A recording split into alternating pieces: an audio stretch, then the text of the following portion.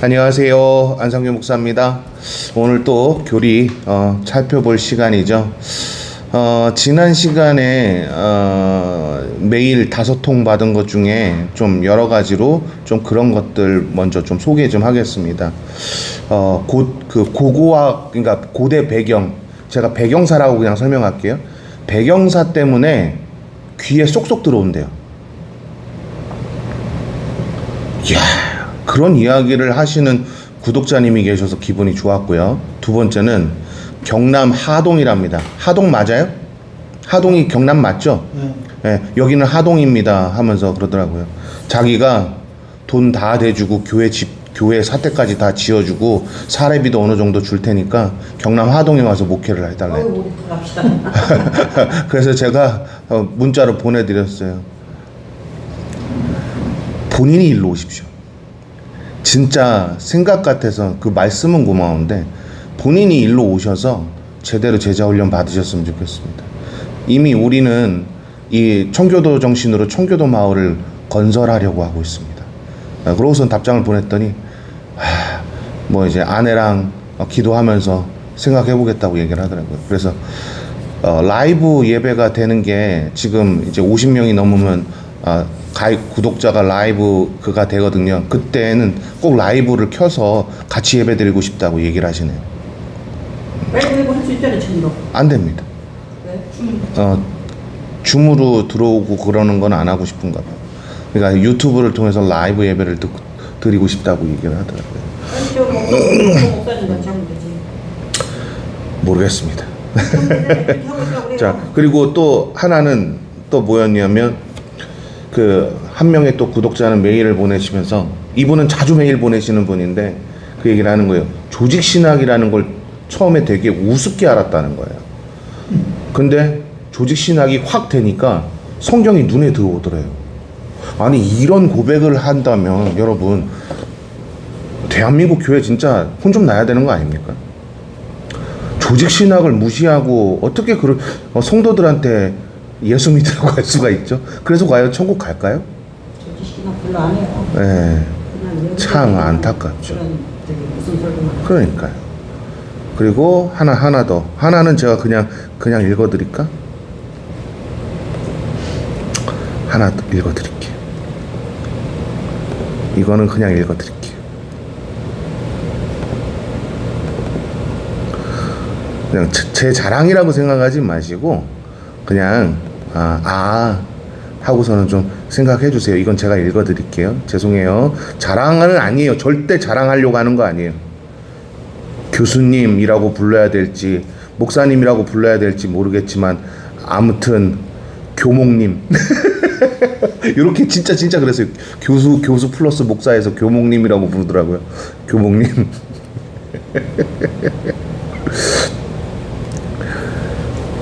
절대 자랑하려고 제가 읽어드리는 건 아닙니다. 오해하지 마세요. 절대요. 우리나라에도 이렇게 훌륭한 수준을 가지고 있는 교회나 또 교목님이 계실 줄은 몰랐습니다. 이런 수준의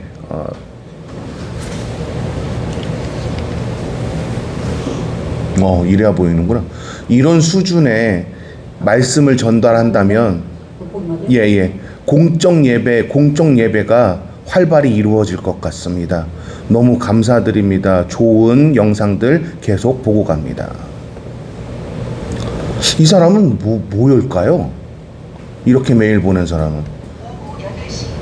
여러분, 이 사람은 뭘까요? 제가 봤을 때는 목사 혹은 전도사 혹은 강도사일 것 같은데. 그렇죠? 그렇지 않으면은 이렇게 신학적인 부분을 얘기할 기가. 그러니까 자기도 전도사, 강도사 지내면서 목사 지내면서 공부를 하면서 이런 강의를 들어보지 못했다 이런 얘기하는 거 아닙니까? 그렇죠? 이현웅 목사님이 그랬거든요. 한 번 강의하는데 1,000만 원도 아깝다고. 1,000만 원도 부족하다고. 제 강의가 자랑하려고 그러는 거 절대 아니에요. 그게 아니라 이렇게 가르쳐야 한다라는 걸 말씀드리는 거예요. 예. 조직신학이 기본적으로 가장 먼저 세워줘야 돼. 우리 위에 세워진 후에 거기에다 여러분 차곡차곡, 그러니까 조직 신학은 뼈대예요. 그럼 이제 거기에다 살을 하나씩 붙여서 집을 만들어야죠. 그쵸? 여러분 그 집 지을 때 제가 잘 모르지만 집 지을 때 먼저 여러분 철근부터 집어넣는 거 맞죠? 그런 것처럼 그 다음에 시멘트 바르는 거예요? 네.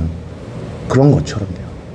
그렇게 여러분 잘 이끌어 나갈 수 있기를 희망합니다. 그래서 이 일동에 청교도 마을이 있다는 것을 세상에 알리고 싶어요. 정말 진심으로요.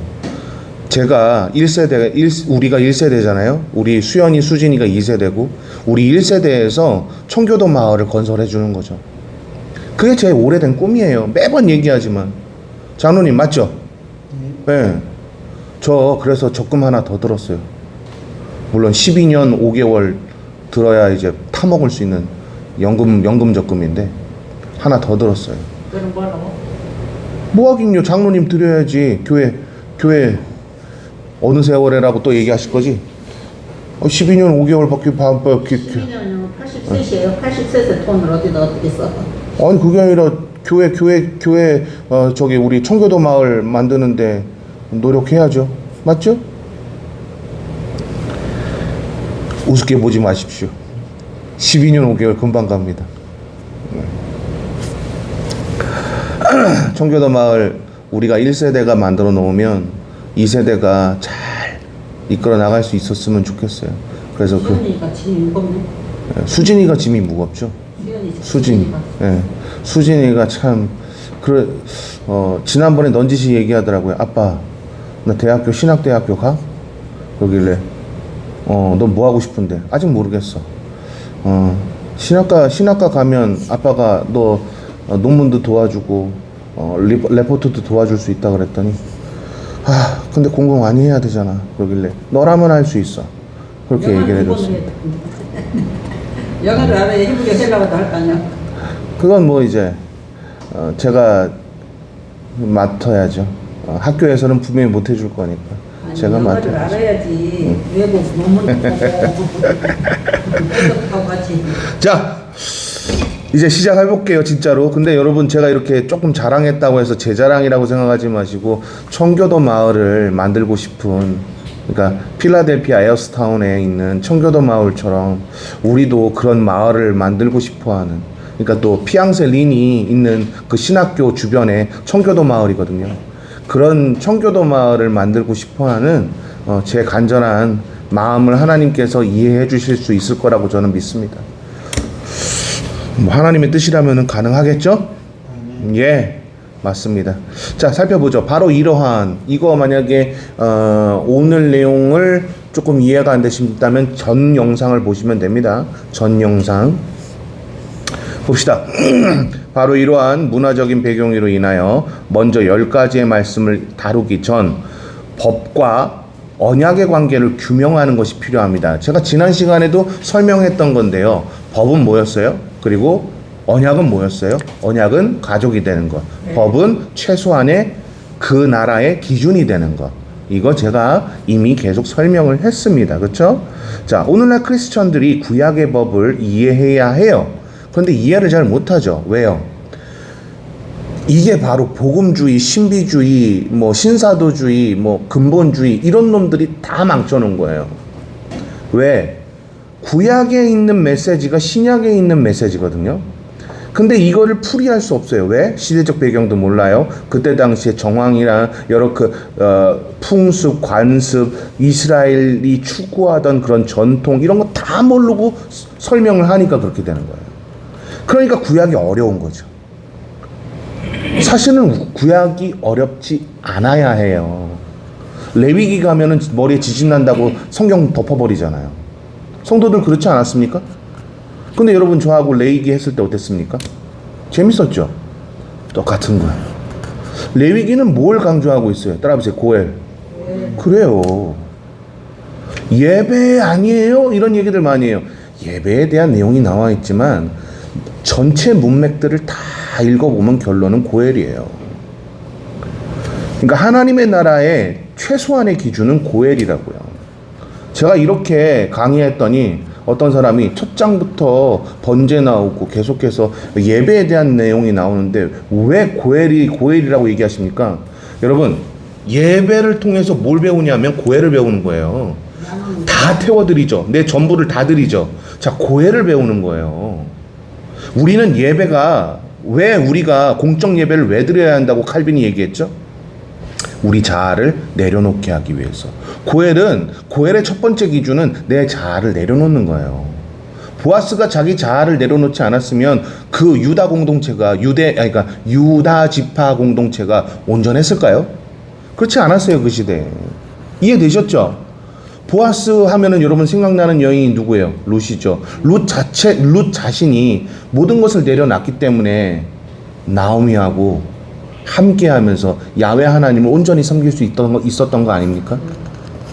여러분, 우리가 고엘에 대해서 너무 모르는 거예요. 고엘하면 그냥 이웃을 사랑하는 거, 이웃에게 뭔가 봉사하고 희생하는 거, 이렇게 생각한단 말이죠. 아니에요.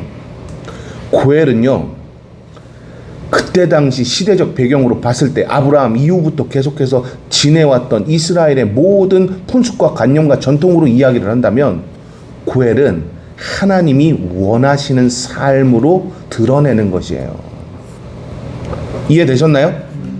고엘은 뭐라고요? 하나님이 원하시는 삶을 드러내는 거예요. 제가 드러낸다라는 표현을 썼죠? 나타낸다라는 표현 안 썼죠? 드러내는 거예요. 끄집어서 드러내는 거라고요. 내 자아가 없어야 돼요. 오직 하나님의 영광을 위해서 사용하는 것이 고엘이다. 이거예요.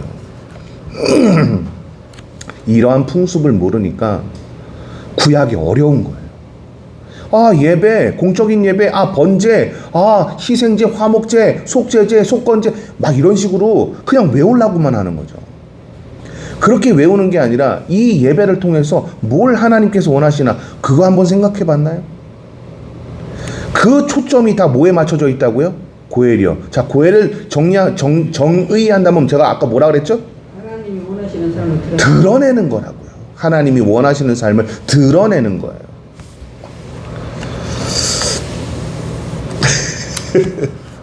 이해되셨죠? 오늘 처음으로 조퇴해봤습니다. 근데 여러분, 제가 조퇴한다고 해서 조퇴하려고 했던 게 아니에요. 무거운 짐을 이렇게, 그러니까 무거운 거 정수기를 이렇게 드는데 어둑하면서 이러고 가니까 가 그러더라고요. 자, 어찌됐건 뭐 그건 중요한 게 아니고요. 그래서 구약을 완벽하게 이해해야 돼요, 현대인들이. 그러려면 뭐가 필요하다고요? 따라해보세요. 시대적 배경, 관념, 전통. 이게 정말 중요해요. 됐나요? 자, 다시 말하자면 구약의 법도 단순히 위에서 주어진 것이고 밑에 동의가 필요하지 않으면 지키지 않으면 안 되는 것으로 오늘날 사람들은 이해하고 있어요. 그게 문제라는 거죠. 구약은 엑기스로 딱 꺼내면 하나님의 절대 주권 아래에서 몇 개의 항으로 나눠지는데요. 몇 개의 항으로 나눠지는 걸 제가 크게 BS 차일드가 한 말로 그대로, 조직 신학인데 BS 차일드 할게요. 그래도 자, 해볼게요. 따라해보세요. 공의, 정의, 정진, 예, 그 다음 믿음, 드러냄. 그러니까 자기 것을 다 끄집어내는 거예요. 드러냄. 이 5개로 BS 차일드는 얘기하고 있어요. 여러분 다시 한번 해보세요. 시작. 공의, 정의, 정진, 믿음, 드러내며. 이게 뭐라고요? 이게 구약의 엑기스예요. 하나님의 절대 주권이라고 하는 그 명목하에 밑에 항으로 크게 5개 항으로 줄일 수 있다, 축약할 수 있다 하면서 BS 차일드가 한 말이에요. 조직 신학이어야 되는데 제가 갑자기 성경 해석하게 돼버렸네요. 그래도 여러분 여기까지는 다 이해하셔야 됩니다. 다시 해보세요. 공의, 정의, 정진, 믿음, 드러내며. 잊어버리시면 안 돼요. 교수님은 어떻게 이렇게 다 외워요? 여러분, 밥만 먹고 이것만 판 사람이에요. 김하임 사모가 알아요. 나 하루에 2시간씩 자면서 공부했어요. 밥만 먹고 이것만 했다고요. 그러니 안 헤어질래? 안 헤어지겠어요? 자, 다음. 자, 그래서 이제 우리는 명확하게 이걸 알아야 돼요. 고대 중동의 법을 이해하는 것, 그리고 관념, 전통을 이해하는 것. 이해되셨죠? 이 개념이 어떤 것인지를 정확하게 이해해야 돼요. 그래서 밑에 한번 보세요. 하나님은 이스라엘 전체에 그들이 이해할 수 있는 타당한 제도, 바로 그게 공적 예배가 타당한 제도예요. 이해되셨나요? 종속과 언약을 체결하셨다. 봐요. 그러면 언약의 사람이라면 뭐가 주어진다는 거예요? 공적 예배요. 근데 언약의 사람이 아니야. 하나님을 제대로 믿지 않아. 새신자가 여기 와 있어. 근데 공적 예배가 가능해요? 봐요. 고고학에서도 불가하다는 걸 설명하고 있거든요. 조직신학에서도 이걸 불가하다고 얘기하잖아요. 그럼 초신자들 어떻게 해야 되죠? 최 박사 얘기해 보세요. 새신자 교육을요 6개월 이상 해야죠. 예, 그게 장로교 헌법에 나와 있는 거죠. 네. 근데 우리나라 장로교 헌법은 한국도 장로교 헌법이라 그래가지고 또 바꿨어. 좀 지네들이 편리하게. 이거 돼요? 안 돼요. 안 되죠. 프로테스탄트 로우는 무조건 프로테스탄트 로우가 돼야. 아이고, 최 목사님 뭐라 그래야 되죠? 개혁파? 장로교? 장로교 헌법은 그대로 가져와야 되는 겁니다. 됐나요? 오케이. 이란으로부터 구아시리아 지역, 즉 갈대아 지역 전체에서 발견되고 있는 샤마시라는 설화에 보면은요, 법의 신인 샤마시는 법 제정권을 함무라비 왕에게 주었다고 설명하고 있어요. 그리고 이 권리에 따라서 함무라비는 법을 제정하고 백성에게 부과했다고 전해져요. 근데 여러분, 갈대아어로 샤마시 누구일까요? 샤마시라는 뜻이 뭔지 아세요?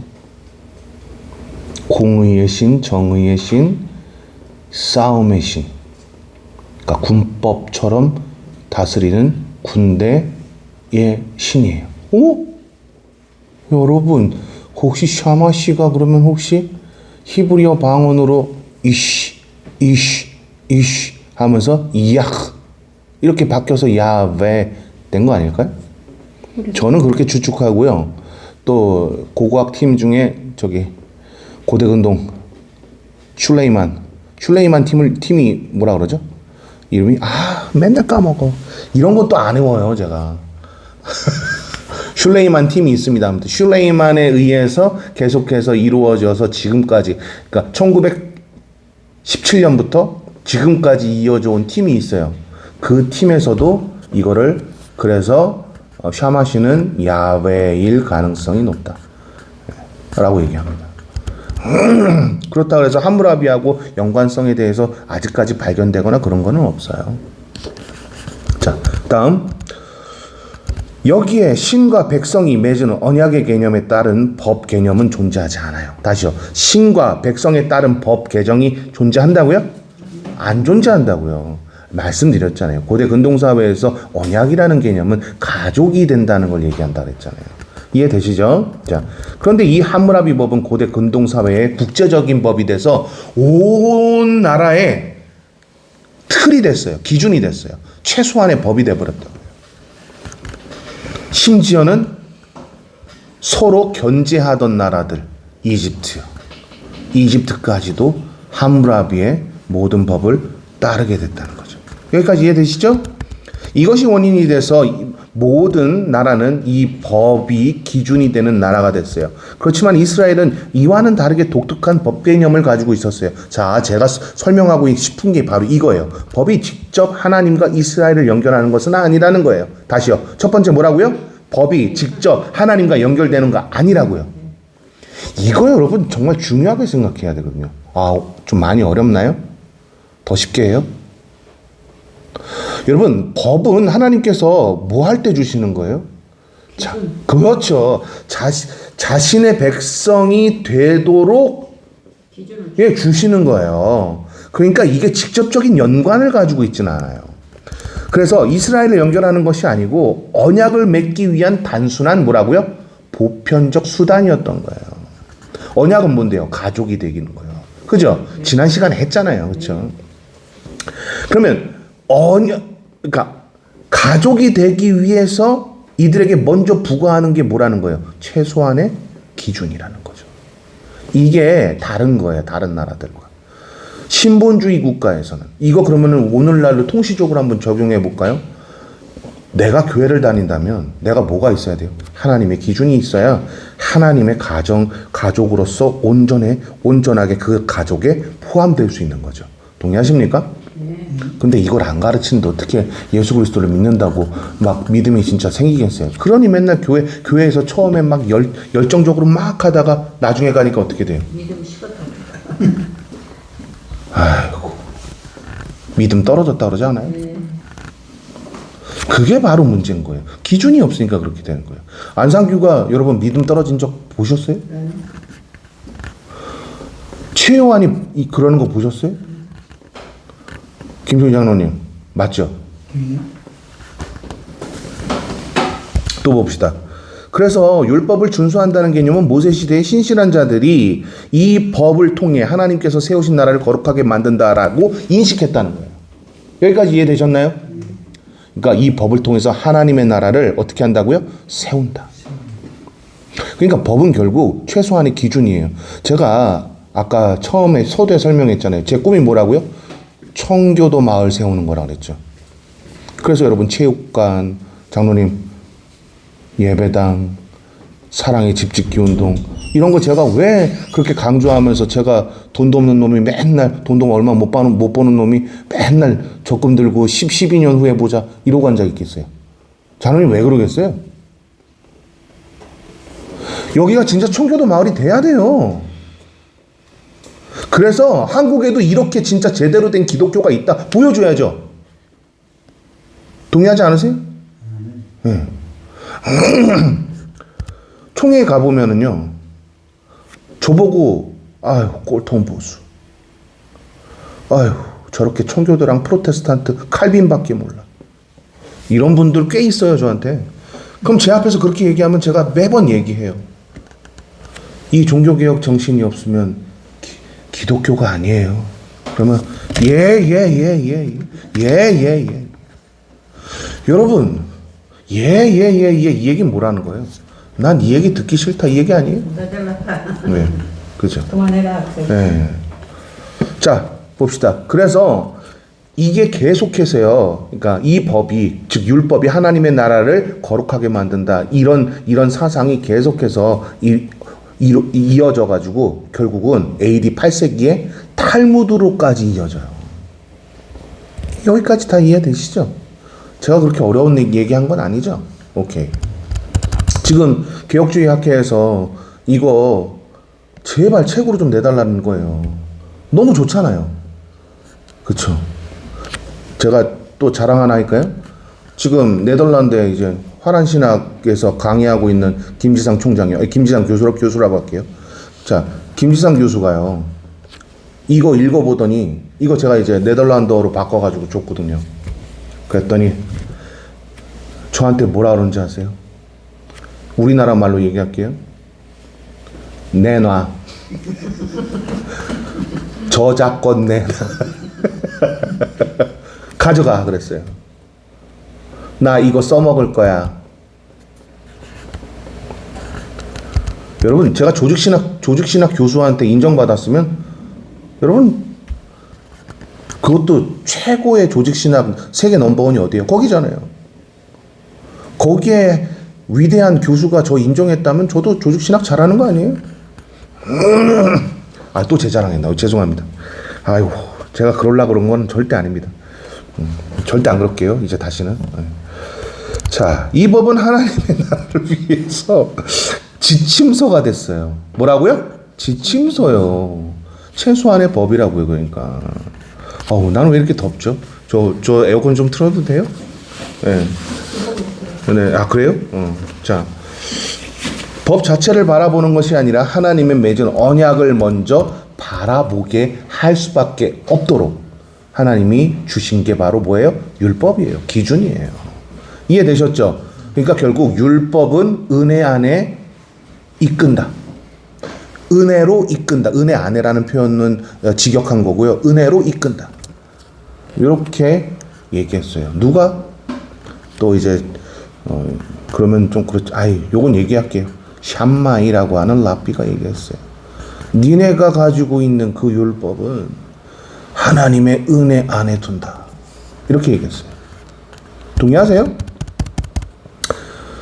랍비 얘기하지 말라 그러셨잖아요. 근데 어쩔 수 없이 한 번만 할게요.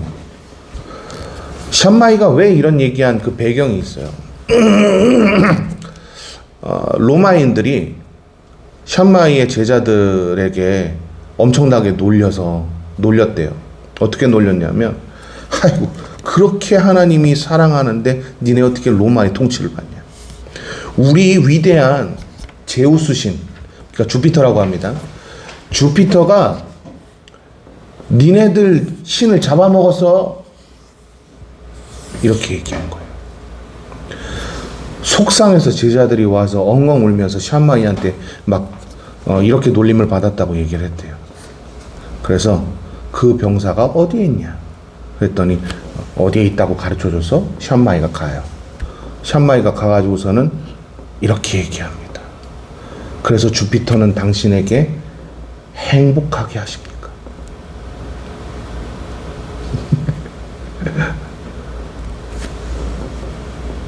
그러니까 여러분 고난의 연속이거든요. 그러니까 저희 장관이라고 할게요. 그냥 군대 장관이라고 오늘날 표현으로 그 정도 되는 사람이니까 그 사람이 어떠한 대답도 못 하더래요. 그래서 우리의 신 야훼는 자신의 기준을 통해서 율법 안에 둡니다. 저희 하나님의 은혜 안에 둡니다. 그 은혜가 우리를 사로잡아서 우리는 매일매일이 즐겁습니다. 그 말에 그 장관이 한마디 대답도 못하고 주피터를 말하지 못했다고 합니다. 여러분 어떠세요? 이 정도 믿음은 돼야 되는 거 아닙니까? 여러분 행복하십니까? 전 너무 행복합니다. 주피터는 그래도 당연히 그 장관은 양심 있는 사람이에요. 그렇죠. 만약에 장관한테 그런 거 물어봤으면 있는 재산으로 내 가진 명성으로 나는 행복합니다. 그렇게 대답할 거 아니에요. 뭐 그랬을 수도 그 있겠네요. 사람은 양심이 있는 사람이야. 그렇죠. 행복 안 하니까 네. 그렇게 맞는 대답이죠. 네, 여러분 보세요. 우리 행복하잖아요. 행복하지. 돈 있어요? 없잖아요. 돈 없는데 왜 이렇게 행복해? 그죠? 주님이 행복하게 합니다. 네. 막 예를 들어서 현대자동차에서 잘려도 행복해. 그죠? 네. 다른 일들 해도 좋아요. 대학원 강의도 잘려도 못해. 불행하지 않아요. 행복해요. 왜 행복하죠? 장로님 직장 잃어도 행복해요. 왜 행복하죠? 그래요. 우리를 율법 안에 두시기 때문이에요. 자꾸 왜 이러니? 은혜 안에 두시기 때문이에요. 동의하세요? 네. 그래서 여러분 은혜를 한마디로 정의한다면 요거 한 번만 더 할게요. 요거 한 번만 랍비 샴마이 이야기를 할 때는 꼭 은혜를 한마디로 정의한다면이라는 그 탈무드 이야기가 있거든요. 그래서 이제 너무 분해가지고 이 장관이 이제 자기보다 지혜 있는 주피터를 섬기는 제사장을 보냈나 봐요. 그래서 이제 서로 이제 토론을 하게 했어요. 어디에서? 원형 경기장에서 토론을 하게 하고 로마인들을 어마어마하게 가득 메우고 자신의 제자들 샴마이의 자신의 제자들은 조금만 모인 거죠. 거기에 주눅들 샴마이일까요? 네, 정말 구독자님들한테 죄송한데 샴마이 이야기는 어쩔 수 없이 오늘 한 번만 더 하고 다음번엔 안 할게요. 샴마이가 어떻게 할게요? 이겼죠. 주눅이 들지 않아요. 그리고 그 사람이 이렇게 공격합니다. 당신이 말하는 은혜 안에 둔다는 말이 무엇입니까? 이렇게 물었대요. 그랬더니 이제 그 샴마이가 했던 말이 있어요. 샴마이가 당신이 주피터를 섬기면서 주피터에게 받은 것은 무엇입니까? 그랬더니 주피터에게 받은 게 뭐가 있나 이러고서 생각을 하더래요. 어떻게 침묵하면서 생각을 해야 할 정도로 손에 꼽힙니까? 이렇게 물었다는 거예요. 너무 웃기죠. 그래서 그 제사장이 다시 물어요. 샤마이한테. 그럼 당신의 신이 당신에게 해준 거는 무엇입니까? 태어나서부터 지금까지 저를 웃게 만들고 매번 고통과 근심이 있어도 그것에 대해서 염려하지 않게 하십니다. 그랬더니 거기에 있던 로마인들이 막 처음에는 그 제사장 주피터를 향해서 막 응원을 했다가 그 이야기를 딱 듣자마자 숙연해졌다는 거예요. 그러면서 샴마이가 한 번 더 말을 이어가요. 이것을 우리는 은혜라고 합니다. 자, 은혜를 뭐라고 정의했어요, 샴마이가? 고통과 근심 속에서도 전혀 염려하지 않게 하는 것. 이게 은혜라고 정의했어요, 샴마이. 자, 칼빈은 뭐라 그랬죠? 깨달음이라 그랬어요. 그런데 샴마이는 이것보다 더 큰 걸로 제시한 거예요. 칼빈은 깨달음이라 그랬거든요, 은혜를. 근데 이 깨달음이 있기 때문에 우리에게 어떤 게 존재하는 거예요? 염려가 없는 거죠. 동의하십니까? 예. 제가 조직신학을 해야 되는데 고고학과 성경 해석을 해버렸어요. 어떡하지? 어떡하죠? 근데 이제 말씀을 정리할 시간이 벌써 30분이 넘어서 26분 하라 그랬거든요. 근데 5분을 더 지체했습니다. 말씀 한번 정리해 볼게요. 여러분, 하나님이 우리에게 은혜 안에 두셨다 그랬잖아요. 그럼 여러분, 어떤 고난과 역경이 와도 우리는 염려 없어요. 왜냐하면 그것에 대해서 능히 뛰어나신 그분께서 그분의 능력으로 우리에게 허락하시고 그걸 통해서 우리를 이겨내게 하시니까요.